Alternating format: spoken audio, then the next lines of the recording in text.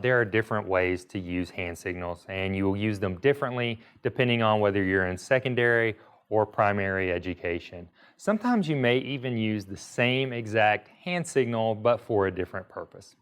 So earlier in the stream, I was talking with you about how I had difficulties with technology, and sometimes my students would get way too focused on it or their assignment, and they wouldn't be able to listen or concentrate as I wanted to talk to them and check for learning within that assignment.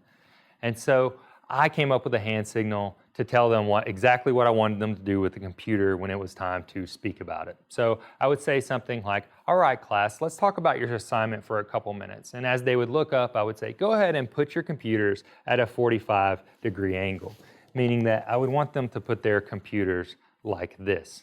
The issue with the laptops a lot of times is when you close it, you risk losing some of the material that you're working on.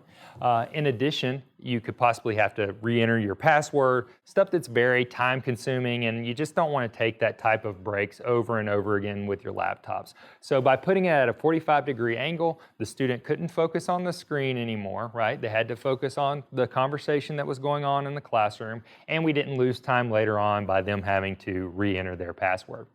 So occasionally I would still have a student who wouldn't be listening, and they would continue to work on that assignment.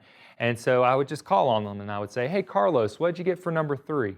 And as he would look up to me, I would give him the signal and not have to say it out loud. And he would know that I wanted him to put his computer at a 45-degree angle. I didn't have to interrupt the conversation to do it.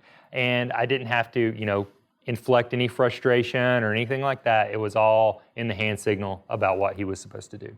I also would use it to say close your Chromebook or open your Chromebook when we were ready to continue along with the assignment.